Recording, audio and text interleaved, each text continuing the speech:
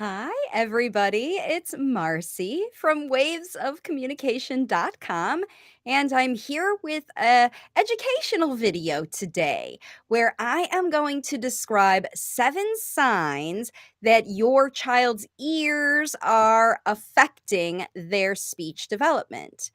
And I decided to do this topic because it is the number one reason that young children are late talking. I know a lot of people think that that's autism, but I believe that many children are misdiagnosed with autism because of these 7 signs that I'm going to be talking to you about. And what people don't realize is that these 7 signs are caused by ear issues, and sometimes parents misinterpret them. So, if you do see any of these 7 signs I'm going to talk about with your child, then stay tuned because after I talk about these 7 signs, I'm going to give you my best recommendations for helping children overcome ear issues, which is going to be necessary. You have to address that physiological blockage of fluid and problems with the child's ear, nose, and throat system. You have to address those things in order for speech to come easily to a child. It will always be a struggle. They'll always be fighting against problems in those systems if they have problems in those systems, because that's the part of your body you need the most for spoken language. You need to use your ears to be able to hear the spoken language that you want to hear, and properly, clearly, spoken well and loud enough, and, in all the right tones. You have to be able to hear speech, basically, the speech you want to listen to, and you have to feel good in your mouth. Your tongue has to work. All of that stuff has to work properly. So today I'm going to be talking about how ears show up as behaviors, manifestations that parents can identify as what I'm calling signs that you should get some intervention done. So I also see that there's some people joining me live. As always, I do Q&A on every time that I do a live video. So if you are interested, if you have a question for me about your child's ears, you can certainly post that here or any other language facilitation issues, and I will get to those at the end of the video. All right, so let's get into these 7 signs while people are joining me. Sign number 1 that is an indicator that your child is having ear issues is that they chew on things, okay? And they choose what they chew on. And the reason they're chewing is because they are trying to soothe pain and relieve pressure from their ears. You may see kids chewing on their shirts. You may see them chewing on the railings of their crib because these are usually young children who are affected by ear fluid. Older kids do maintain it sometimes, but usually as kids get older, the shape of their head, that's why little guys grow out, because the shape of their head changes and the ear issues resolve. So in kids who are chewing on things, that is an indication that they are feeling pressure and pain in their ears, and they're trying to relieve that pressure and pain. The feelings, they're trying to deal with the feelings. Kind of like, I'm thinking about describing this feeling like when you're up in an airplane or going up in an elevator fast and your ears pop and they feel like it's all stuck, like there's corks in them or your fingers are stuck in them.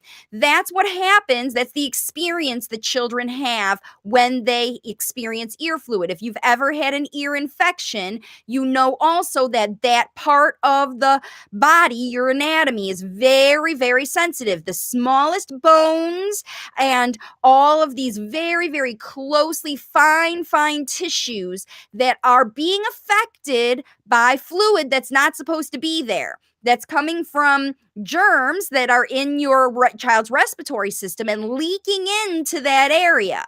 So it's causing inflammation and it's causing pressure from fluid. So even if there is no fluid present, there may be inflammation in the ear. So even if your child has tubes inserted to get the fluid out and they're still experiencing these symptoms, then that problem isn't solved yet. There's still inflammation, pressure, or they're feeling some kind of something, and they chew.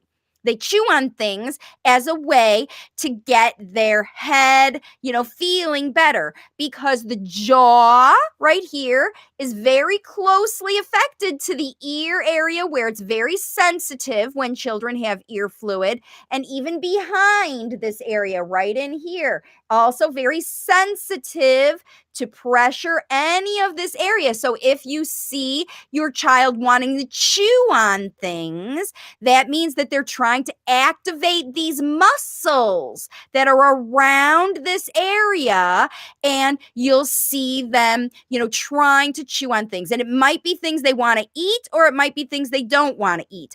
If they do want to eat, they might be only wanting to eat very crunchy foods. They're not interested in eating other foods, but they're always gravitated toward chips or cookies or biscuits or whatever, something that's crunchy. Even if they're not hungry, they could be asking you for these crunchy things to want to chew on, because they want to chew it to get the pain and pressure to work on that. So chewing on things is a clear indication. Always the first thing when I see it on videos. That's what you want to look for. Number 2 is posturing. So a child who has fluid in their ears, think about if you've ever had water in your ear after you went swimming or you took a shower. You do a lot of this, like leaning to one side, hoping that the water will come out, right? So you do a lot of, this kind of posturing. You might even be you might see your child using their hand and pushing on their head and doing weird things with their face like this, making the posture of their head, pushing it around, either with their neck by doing it this way or with their hands. So putting pressure on different parts of their head. They do that because, again, they're just trying to relieve those symptoms I just talked about. Many of these behaviors are in response to the symptoms they're feeling as a result of this ear fluid. So, and also, both of those things that I just talked about, sometimes chewing on things when you're not hungry. They say, well, he's not hungry, he just ate, but he still wants chips. Like, why does he always want chips? Maybe it's because he just wants something to chew on. And you're not thinking about ears, you're thinking about maybe it's his stomach, or maybe he's, didn't eat, or maybe there's some metabolic problem, or, anything like that, because the child is seeking food. Right? That's why it's very important. This number 1 is about chewing, okay? And number 2 is about posturing and making your head do things, shaking your head, tipping your head, doing any of those kinds of behaviors. Those are going to be signs that your child is doing. They might even be sitting all by themselves and just doing these. You might be thinking that it is a jaw issue, but it's not. It's the ears that they're trying to do, because think about what you do to solve those problems. So those are the first 2, is they physically or, they try to get those symptoms met. All right. No, the number 3 thing that children do that is a clear sign that they've got ear fluid going on, and also one of those things that gets them triggered with red flags, is they bounce and move a lot more. They get up on their toes, they walk on their toes and kind of bounce like this. They want to march a lot. They like to feel heavy sort of things. They like to bounce on trampolines, because this action is, again, another way that your child is trying to dislodge the fluid that's really stuck in there. Because when adults get fluid stuck in our ears, we know how to do that disgusting thing with our nose. like we suck it all in and then we swallow it or we spit it out or whatever. Adults know how to do that, and it works easier for us because those tubes, like I was talking about before, they're nice and flat, and it's easy for gravity to work for people to suck that fluid out yourself by swallowing or, doing that thing with your nose.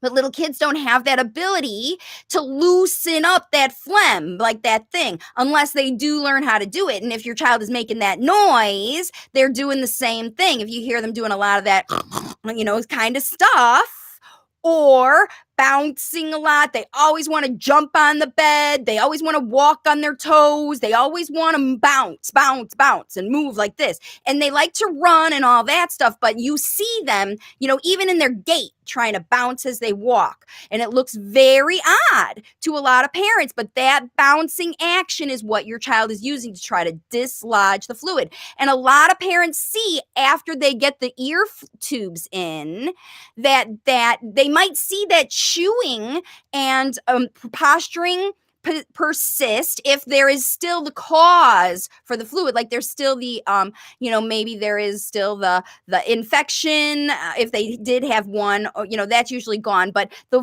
reason fluid stays is usually because of allergies or some kind of structural problem or diet issues that cause kids to be extra phlegmy, any of that causes extra fluid to maintain. Just because you put tubes in and that evacuates it out the ears, that pressure feeling of not being able to hear is gone, but maybe there still is inflammation if it's allergies and your child is, touching a lot of things and then putting their hands in their mouth. They're adding the germs from the world to that fluid. Germs build in their throat and irritation persists, okay? So kids who are bouncing and moving, they usually have the fluid gone. So if you see a lot of bouncing and moving, that means there's fluid building up. And even if your child has tubes, if you see more bouncing, you definitely want to check with your child's practitioner to look for fluid presence. So bouncing is a clear indication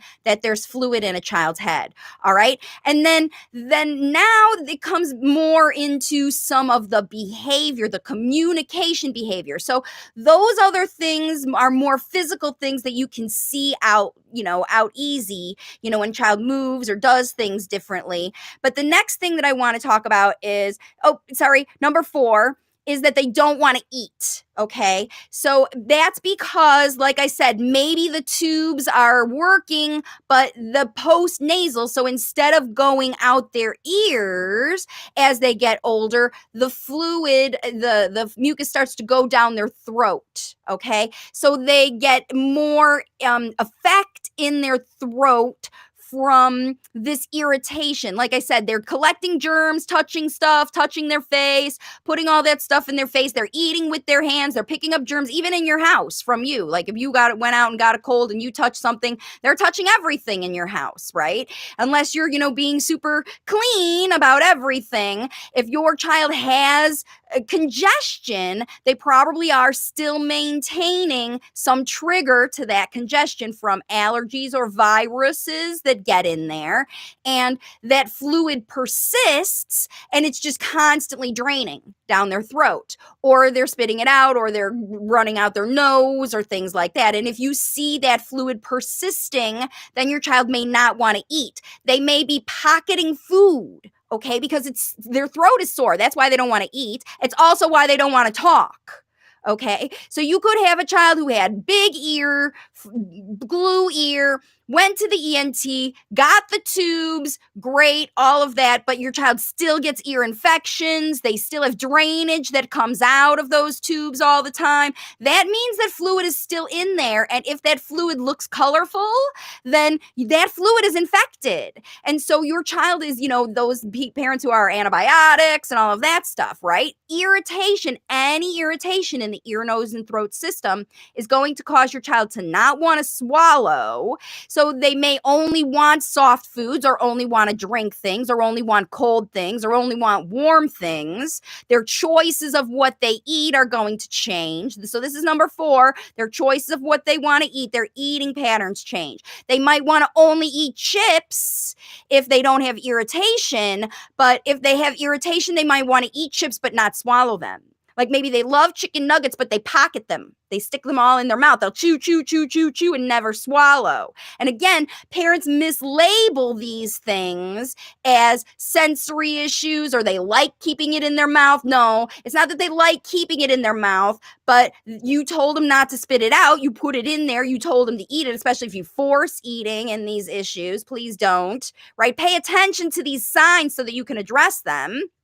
That's why I do these videos, so that you can learn how to address these things. So if your child has got issues around eating where they are fighting with you about eating, they refuse whatever you're going, and maybe they ate it before, but now they're refusing it. Check throat for irritation. Okay. And then, of course, if your throat is sore and you don't want to eat food and you don't want to talk either. Okay, so that is definitely going to affect a child's willingness to try to say the words that you're modeling. You could be, their ears are all open, you're doing all kinds of language facilitation, you're providing these amazing models for your child, but they're not, getting it, or they're still having these problems because these problems still exist. Okay, blockages are blockages. They don't go away until you address all of them. All right. And just maybe one solution might not be enough. But these are signs that maybe the solution that you had isn't sufficient, isn't complete. You haven't got all of the issues solved. Okay. It might be just the fluid's gone, but the irritation's not. Or might be the irritation's gone, like you took care of the infection, but the fluid is still there, just from allergies. Any of those issues are going to cause these signs to persist. And if you see these signs, you're not done with whatever kind of intervention you're doing. I'm going to talk about that at the end too. All right, so that was number 4. Number 5, and this is getting more, into the communication behavior. First, the communication behavior we saw more was kids refusing to eat. All behavior is communication. Refusing to eat says something's going on, that eating is bad for me, and I'm refusing to do it because it doesn't feel good. Respond to that feeling, of course. Honor your child's feelings. Don't force them to eat or chew on or do whatever if they don't want to, okay? There's always ways to find ways to get healthy things into kids with, smoothies or, whatever. You can find ways to do that. Do not force your child to eat, because that's a blockage in itself, an emotional and environmental blockage that's going to cause your child to not want to react to you. So forcing them to do anything when physiologically they're not ready. Like, they're not ready to hear if their ears are full of fluid. They're not ready to talk if their throat is irritated. Forcing those issues is going to put you way, way back. Noticing these signs and addressing them is the whole point of this video and what you need to do. All right, so let's go on. Number 5 is when, of course, you notice that your child is not responding the way they used to. There is a change in how your child is responding to you when you talk to them. Okay, when you give them directions, when you give them cuddles, when you call their name, when you read stories, all the talking that you were doing will change. Their reaction to that talking will change, and it might not change overnight. But if you are doing language facilitation and you're recording videos, or you look at videos of your child before they started to maybe have some of these other symptoms, right? And you start to put these puzzle pieces together. Wait a minute, when he started chewing on stuff was about the same time that he stopped responding to me. When he started walking on his toes was about the same time he stopped listening to his name. Okay. And you start to put these things together, and you can understand that they're all affected by the ears. Of course, if you can't hear And if you are distracted by the fact that your head hurts or is got pressure in it from like you're feeling like you're stuck in that elevator going up all the time, and there's always that pressure, inflammation, irritation, any of that going on, it's distracting, especially for a very young child. They don't care about anything else but making themselves feel better. So these behaviors, the refusals to respond to you, the issues that maybe they're not reacting to what you say, they're not the way they used to, and they're going to stop talking. And that's because the process for them to need to learn to continue to learn language, of them hearing the words that they want to hear that are functional in the moment, and watching and practicing using those things, those systems all get broken down by these ear, nose, and throat issues. Kids don't want to try if their throat is sore. They can't hear words if their ears are full of fluid. They can't pay attention if they've got pain and inflammation and pressure.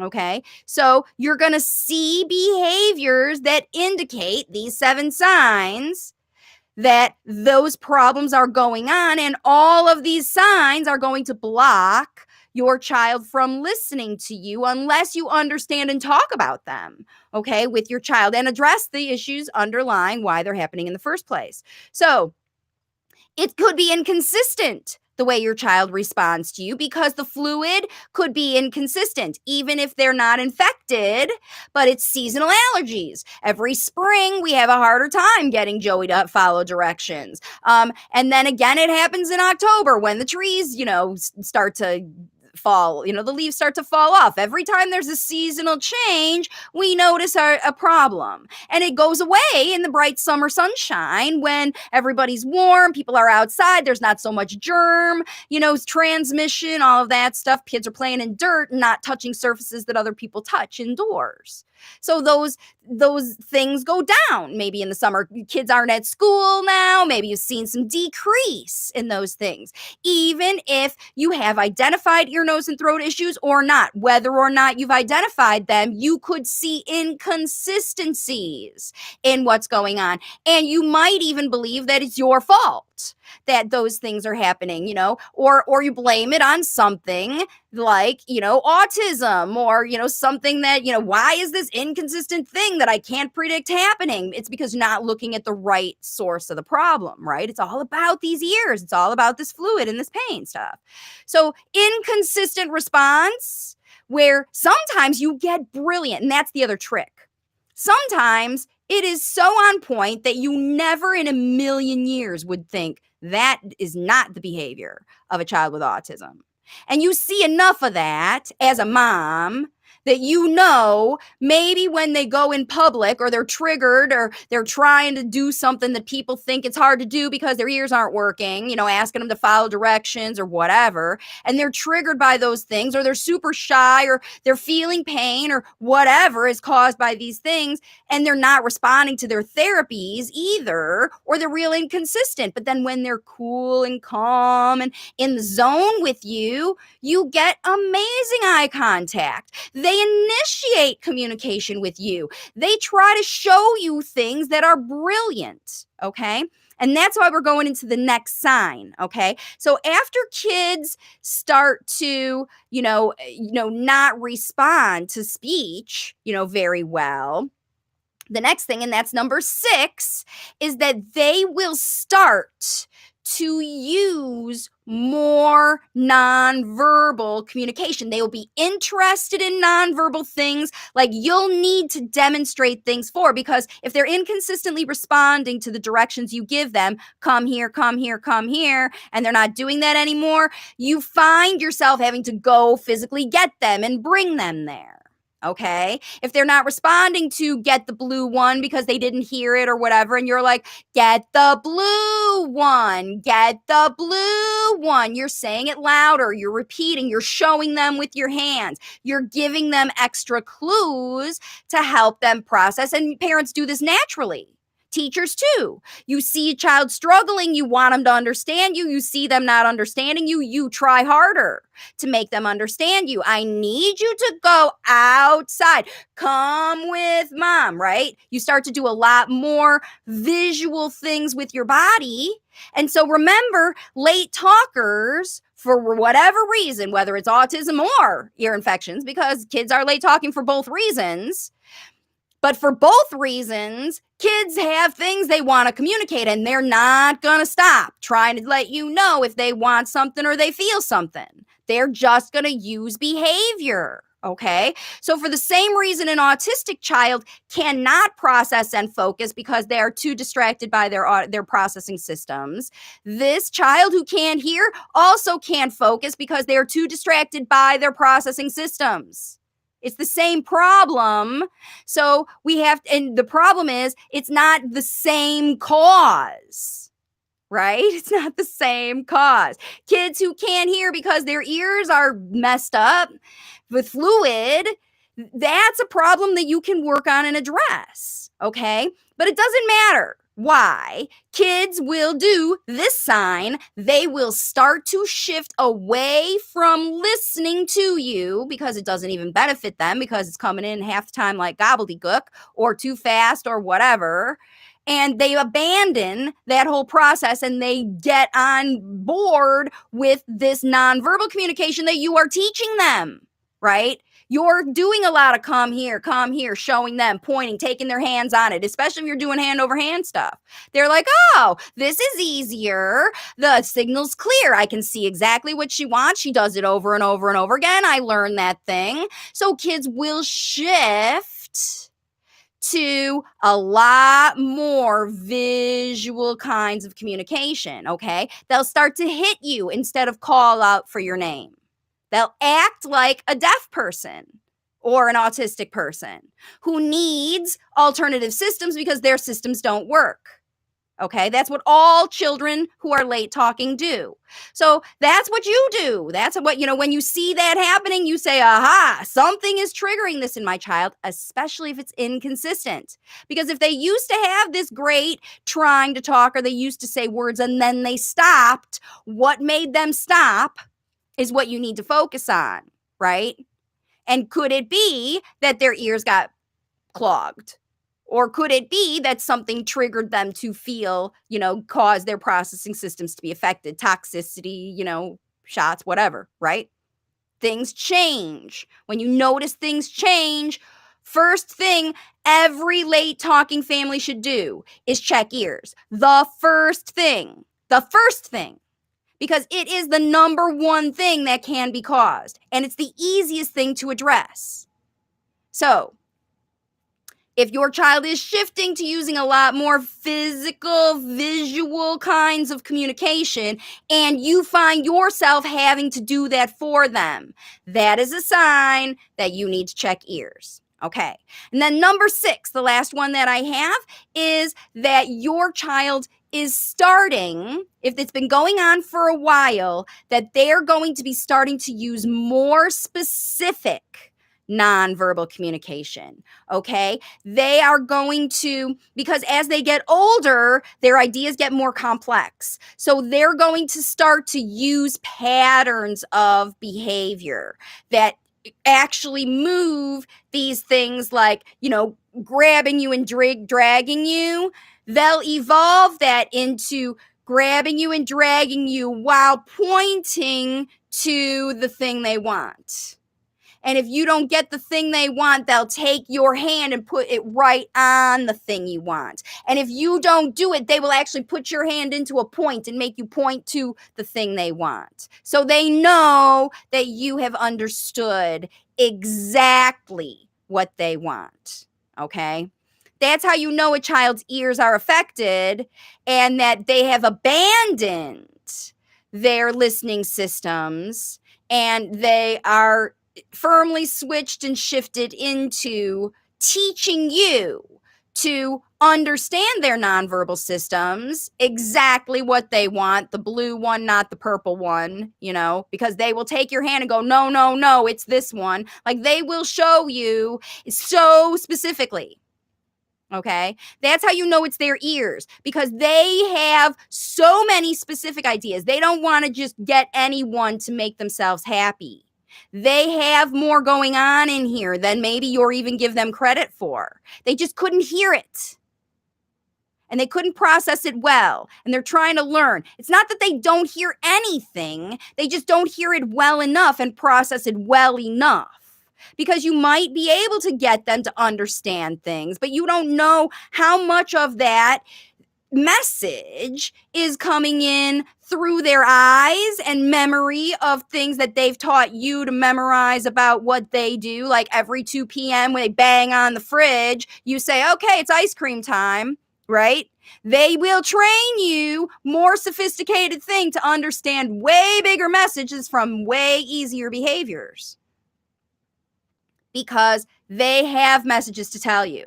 And then if it all breaks down, then you absolutely know it's ears or something that you can affect, or some other blockage, because your child is trying to get you to teach them how to talk. And that's what happens for sure. So if your child is, maybe when they start to get these ear issues resolved, and they're trying to get you to say words for them, they're triggering you, they're saying words over and over and over again to try to get you to talk to them, it's because their ears are working better now and they like the words you're saying and they want you to talk more. So they might say things over and over and over and over and over again. Cookie, cookie, cookie, cookie. Because in their head, it means yesterday I had a cookie and I want another cookie today, but I want 5 cookies because yesterday only 1 cookie wasn't enough. And it comes out like cookie, cookie, cookie, cookie, cookie, cookie, cookie, cookie, cookie. And with a lot of gestures and this kind of stuff, pointing, cries, laying on the floor. And it's the only word they know is cookie, combined with all of this complex body behavior they have, this language, behavior, communication behavior. So when you see a lot of that sophisticated stuff, that's how you know that that's what's going on. All right. So now, if you do have a child who has these signs, there are many ways that you can go about working with practitioners, holistic healthcare practitioners, to understand the root of your child's ear fluid, because it could be coming from many different places. I've already talked myself off of cheese, and now I'm realizing that I'm getting a lot more phlegm and I'm swallowing a lot more, and I've had a little clogs in my ears and things like that because of that extra. I'm noticing it. That was what triggered me to do this video was, if I'm feeling these things with these little changes that I do in my life and it's affecting how I hear and listen, I'm just really conscious of that. And I think that, because it happens to kids chronically over time, they tend to not complain about even the pain. Some kids live with pain for years. They just get used to it because these issues are chronic. So, but it still will affect their speech. It still will. So that's how we have to go about it. That's how everything works with language facilitation. We understand the root cause of everything. So if you think it's allergies, if you think it's structural, there are wonderful chiropractors who deal with these structural issues. So my recommendation for every family who has ear issues, there are ENTs that put tubes and all of that stuff, and that issue may be necessary if it's a very, very chronic issue that the fluid will not drain. But if you start with a chiropractor, that will address the issues that are structurally keeping the fluid there, because even if you get tubes, if you don't address the structural issue, the fluid will persist. So, you have to go the whole route. Western doctors, ear, nose, and throat doctors typically want to prescribe antibiotics for inflammation, or steroids, or anti, allergy medicines, or, things like that will, affect how this fluid is maintained or stopped or whatever in a child. Parents have to decide if those things are potentially long-term solutions, because if it is a structural problem and you're addressing it with medication, then you're not going to have an improvement. That's why I always try the less invasive ways first. And chiropractic is a very non-invasive way to address this structural problem. And many, many, many parents see significant improvement that they don't need to go for those ear tubes even when they have these structural issues aligned. Kids' necks are just messed up. Parents who've had C-section births, it's very common for that structural misalignment with C-sections, or if a child has had a fall or any kind of trauma to their head when they were very young. Heads and necks and structural alignment is very highly sensitive. I mean, look at teeny babies, right? If they were preemie and handled a lot before they were, even 2-3 pounds big, all of those things. Take your child, and you're seeing these signs, you have to put the pieces together. So chiropractic is good. Now, dealing with diet is very important. I think for kids who have ear fluid, understanding that many things cause phlegm. So work with a dietitian or a holistic practitioner who can talk about diet and mucus. Maybe dairy needs to be eliminated from your diet. That's what I had to do. Different things happen to your body as affected by nutritional things, and every child's different. So you need to have analysis, and you need to work with a holistic nutrition, someone who knows about nutrition and ear infections. Just start searching for practitioners around you. Start looking for articles about that. Nutrition and ears, ear fluid, ear infections. Look for the connection between structure and nutrition, okay? Those are two biggies, okay? After that, look at toxicity. So if there's viruses, maybe your child is touching a lot of things and they're taking in a lot of viruses. Maybe they need support for their immune system. And you work with a holistic doctor, practitioner who can give you supplements to work with your child's immune system. Also, if they have a poor diet and they're eating nothing but chips because they're just crunching all the time, maybe their gut is needing more healthy foods in it and they're not getting it, and all of those things, right? So before you run to the ENT and get those ear tubes to put in there, and I can't believe I'm saying this because for years and years and years, that's what I told people to do, is run to the ENT. But the families I'm working with now are all over the world, and they don't have ear, nose, and throat doctors available. Parents are in these glue ear groups on Facebook for months or years before they get even a consult with an ear, nose, and throat doctor in their country.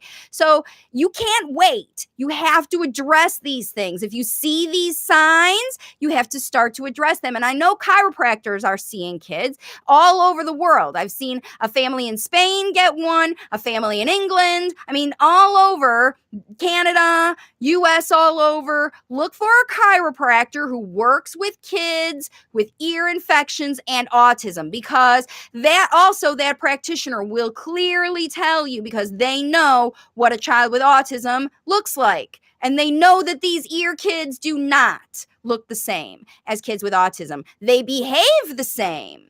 But when a real holistic doctor who is trained to look at children like I am, that's what I do with the clients that I work with. They send me videos and I see these 7 signs.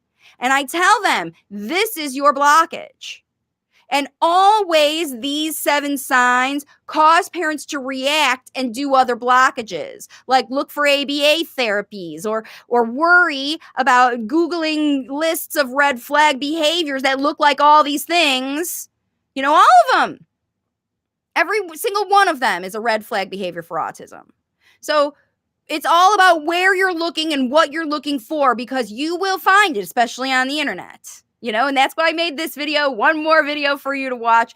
But if you see any of these 7 signs in your child and you are understanding that there is a possibility, there's even a possibility that their ears are affected, then definitely seek out chiropractic, nutrition, and holistic doctors that can work with inflammation, whole body inflammation, viral protection, all of those things, because that's what viruses do. They cause inflammation in the body. And you want to decrease inflammation to keep that pain and pressure, those symptoms that are causing these behaviors, at bay. When the symptoms are gone, then you can get on with your language facilitation.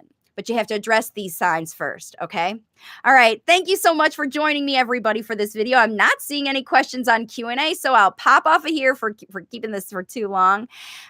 Just so you know, the resources to help parents learn how to become language facilitators, all on my website, wavesofcommunication.com. So I hope you join me over there. Check out all the resources I have so that you can get started today on your language facilitation journey. And that's all for now. Have a great week, everybody. Happy summer. Enjoy this new eclipse energy, because it is time for change. Time to look at things in a new way. Maybe think about things in a different light, because we've got a brand new eclipse energy with all this planetary juju coming down on all of us from the sun. And now it's time to take action, to find out what's going on, to really block your child's speech and teach them how to talk yourself with my programs on wavesofcommunication.com. And I'll see y'all over there, and I'll see y'all in my next video. Bye for now.